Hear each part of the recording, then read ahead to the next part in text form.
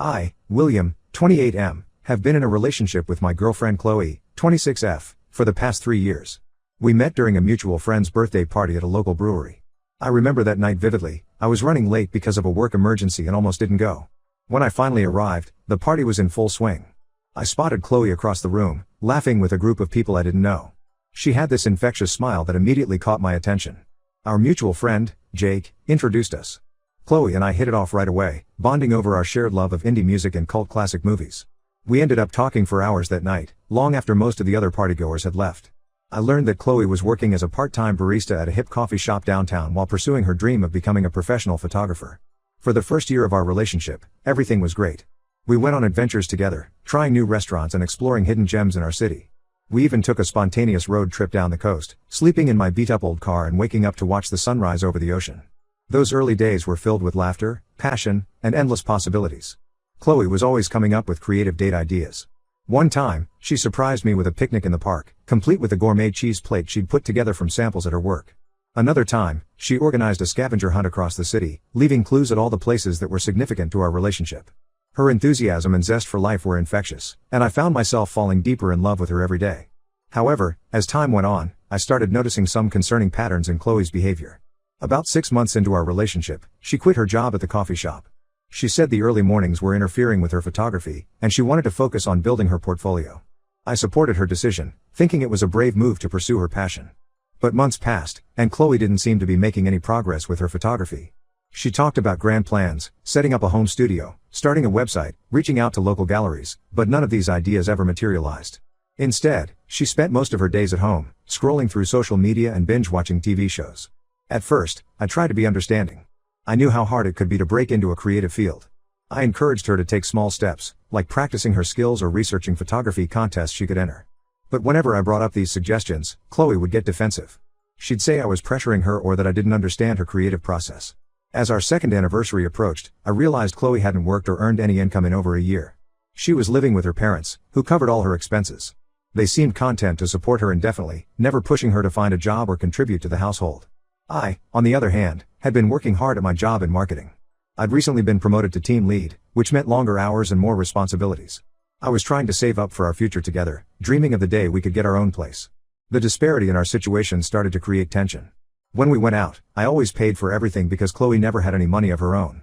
She'd often ask me to buy her things or take her places, and I felt guilty saying no. But at the same time, I was becoming resentful. Why was I working so hard while Chloe seemed content to do nothing? I tried to encourage Chloe to look for jobs, even if they weren't related to photography. I suggested she might take some online courses to improve her skills or expand her options. But she always had excuses. The job market was tough. She wasn't feeling well. She was waiting for the right opportunity to come along. Things came to a head last month when I suggested we move in together. I thought it might motivate Chloe to start contributing financially. To my surprise, she was excited about the idea but assumed I'd be covering all the expenses. When I explained that we'd need to split the rent and bills, she got upset and accused me of not supporting her dreams. That argument led to a bigger discussion about our future. I opened up about my concerns, explaining that I wanted a partner who was ambitious and self-sufficient, someone who could contribute to building a life together. Chloe accused me of being materialistic and said that if I really loved her, I would support her unconditionally. The thing is, I do love Chloe. When things are good between us, they're really good. We still have those moments of connection that remind me why I fell for her in the first place. Last week, we spent an afternoon at the beach, and for a few hours, it felt like old times. We laughed, we talked about our dreams, and I could see glimpses of the vibrant, creative woman I fell in love with. But those moments are becoming rarer, overshadowed by the growing resentment and frustration I feel. I can't shake the feeling that I'm being taken advantage of. I want to build a future with Chloe, but I'm not sure if that's possible if she's not willing to put in the effort. I've tried talking to her about my concerns multiple times, but the conversations always end the same way. Chloe either gets defensive or makes vague promises to change that never materialize. Her parents don't seem to see a problem with the situation and continue to enable her behavior. I'm torn because I care deeply for Chloe, and I remember how things used to be between us. I keep hoping that she'll snap out of this phase and become the motivated, ambitious person I know she can be. But with each passing day, that hope fades a little more. I'm not sure what to do. Part of me thinks I should give Chloe an ultimatum. Either she starts taking steps to become financially independent, or we need to reevaluate our relationship. But another part of me worries that this would be unfair or controlling. I don't want to force Chloe into a life she doesn't want, but I also can't continue in a relationship where I feel like I'm the only one invested in our future. Am I being unreasonable in my expectations? How can I address this issue without coming across as unsupportive or materialistic? Is there a way to motivate Chloe without pressuring her? I want to build a future with her, but I'm starting to wonder if our visions for that future are compatible. Any advice would be appreciated. I feel like I'm at a crossroads, and I'm not sure which path to take. Update 1. It's been about a month since my original post, and I wanted to provide an update on the situation with Chloe. After reading the comments on my original post, I realized I needed to have a serious conversation with Chloe about our future. I spent several days thinking about how to approach the topic without causing another argument.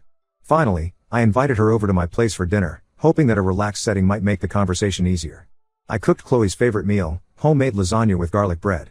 As we ate, we chatted about casual things, recalling about some of our favorite memories together. After dinner, I suggested we take a walk in the nearby park. It was a beautiful evening, and I thought the neutral territory might help keep things calm. As we walked, I gently brought up my concerns. I started by telling Chloe how much I loved her and how I valued our relationship. Then, as calmly as I could, I explained that I was worried about the direction our relationship was taking. I told her that I wanted a partner who could contribute equally to our life together, both emotionally and financially. Chloe's initial reaction was defensive, just as I'd feared. She accused me of not understanding her creative process and said that I was trying to force her into a conventional lifestyle. But as we continued talking, walking slowly around the park, her tone began to change. To my surprise, she admitted that she had been feeling lost and unsure about her future for a while. Chloe opened up about how seeing her friends progress in their careers while she remained stagnant had been affecting her self-esteem. She confessed that her lack of direction had been causing her anxiety, which in turn made it harder for her to take action. It was a cycle she felt trapped in. As we sat on a park bench, watching the sun set, I suggested that we come up with a plan together. We spent the next few hours brainstorming ideas for how Chloe could start moving towards financial independence while still pursuing her passion for photography. We agreed that she would start by looking for part-time work to bring in some income while still having time for her art. She also decided to reach out to a local community center that offered affordable art classes to see if she could teach a beginner's photography course. It would be a way to share her skills and potentially network with other artists. For the next couple of weeks, things seemed to be improving. Chloe applied for a few jobs and even had an interview at a local bookstore. She also started posting more regularly on her photography Instagram account, engaging with other photographers and building her online presence. She attended a local art fair where she spoke with some gallery owners about potentially displaying her work. Although nothing concrete came from these conversations, Chloe seemed energized by the experience. She started talking about organizing her own exhibition, something she hadn't mentioned in months. However, as the third week rolled around, I noticed Chloe's enthusiasm waning. She started making excuses for why she couldn't go to job interviews. She'd say she wasn't feeling well or that something had come up with her family. When I asked about her photography, she'd change the subject or say she was waiting for inspiration to strike. Things came to a head last weekend. We had plans to go hiking, something we both usually enjoy. I was excited because I thought it would be a good opportunity for Chloe to practice her nature photography. But when I went to pick her up, she was still in her pajamas, scrolling through her phone. She said she didn't feel like going out and suggested we just watch movies at her place instead. I felt a surge of frustration. This was the same behavior that had been bothering me for months. I told Chloe that I was disappointed and that I felt like she wasn't taking our agreement seriously. She got upset and accused me of being controlling and unsupportive. We had a heated argument. Chloe said I was pressuring her and that I didn't understand how hard things were for her. She brought up how her parents never pushed her this way, implying that my expectations were unreasonable. I countered that I had been patient and supportive for years, but that I needed to see some effort from her side. The argument ended with Chloe asking me to leave. She said she needed some space to think things over. I left feeling angry and hurt, but also somewhat relieved that everything was out in the open. It's been 3 days since then, and Chloe hasn't reached out. I've been replaying our argument in my head, wondering if I was too harsh or if I should have approached things differently. Part of me wants to call her and apologize, to try and smooth things over. But another part of me feels like this might be the wake-up call Chloe needs. I'm torn between giving her the space she asked for and feeling like I need to push for a resolution. I care about Chloe, and I can see that she's struggling.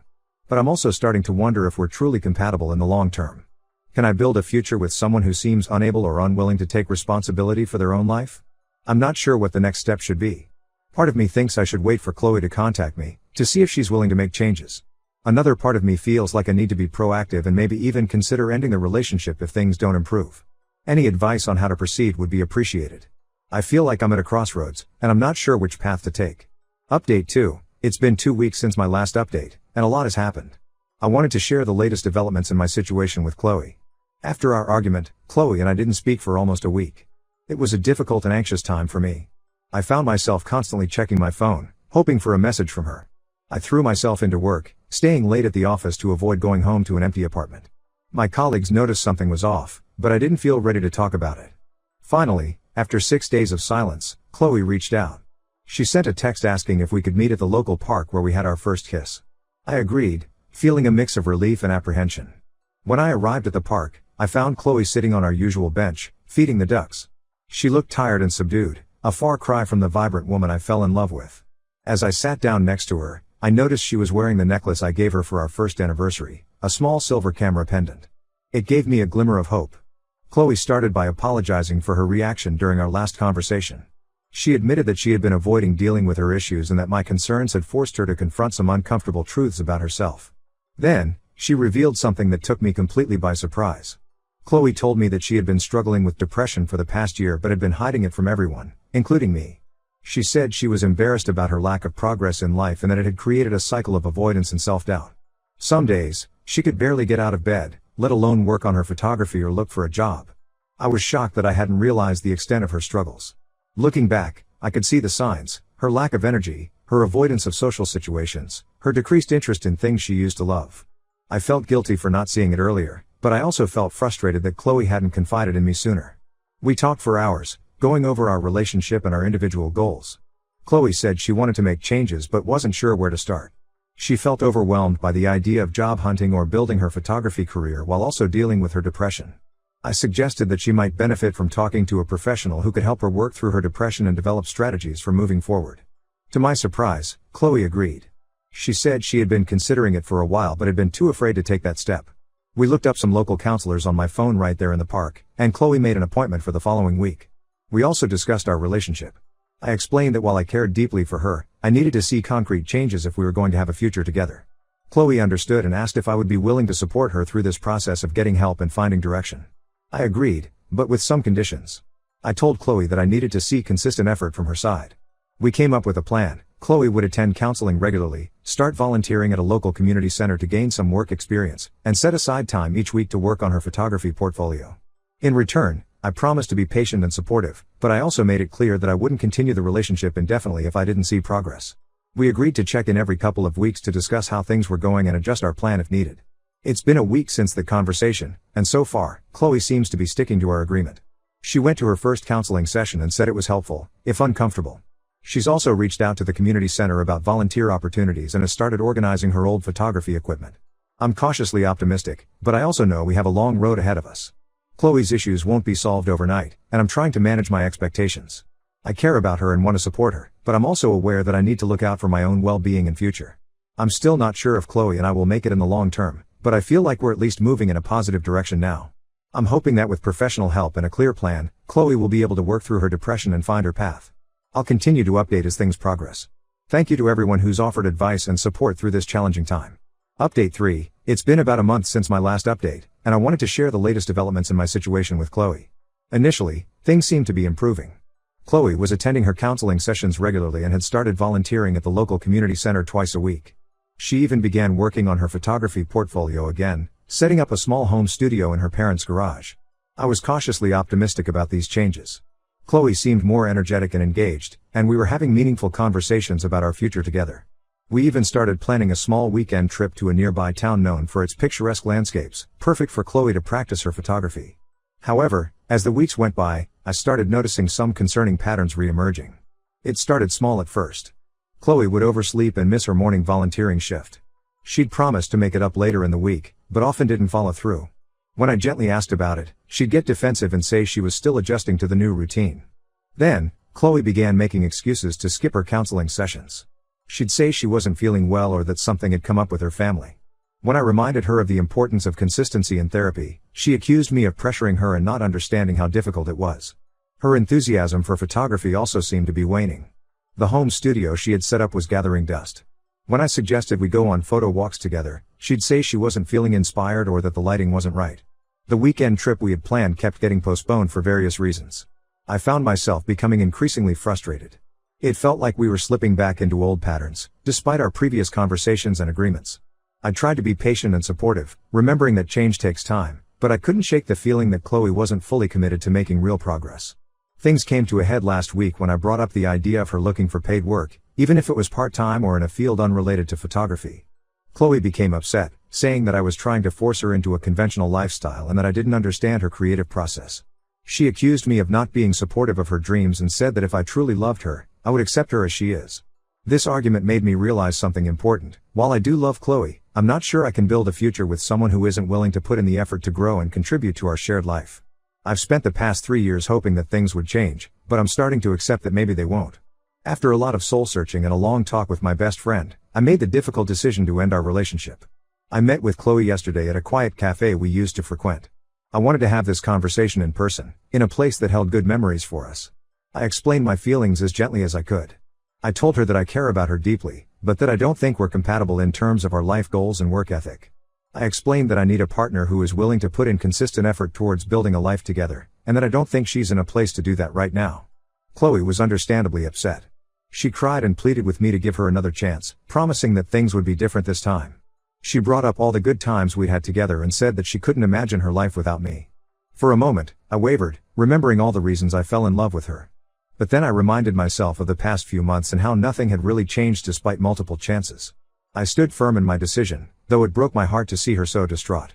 I suggested that we both take some time apart to work on ourselves. I encouraged Chloe to continue with her therapy and to focus on finding what truly makes her happy. As we said our goodbyes, Chloe asked if we could stay friends. I told her that while I care about her, I think we both need some space to heal and move forward. Maybe in the future, we could consider a friendship, but for now, it's best if we go our separate ways. Walking away from that cafe was one of the hardest things I've ever done. Despite the problems in our relationship, Chloe has been a huge part of my life for the past 3 years. I know there will be moments in the coming days and weeks when I'll second guess my decision, when I'll be tempted to call her and try to work things out. But deep down, I know this is the right choice for both of us. I need to focus on my own growth and find a partner whose goals and values align with mine. And Chloe needs the space to figure out what she really wants from life, without the pressure of my expectations. I'm now focusing on healing and moving forward. I've signed up for a photography class myself, something I'd always been interested in but never pursued because I didn't want to encroach on Chloe's passion. I'm also planning a solo trip for next month, something I've always wanted to do but never found the time for. I've learned a lot from this relationship about what I need in a partner and the importance of addressing issues early on rather than hoping they'll resolve themselves. While it hurts now, I believe this experience will help me build healthier relationships in the future. Thank you to everyone who's followed this journey and offered advice along the way. Your support has been invaluable in helping me navigate this challenging situation. Here's to new beginnings and personal growth.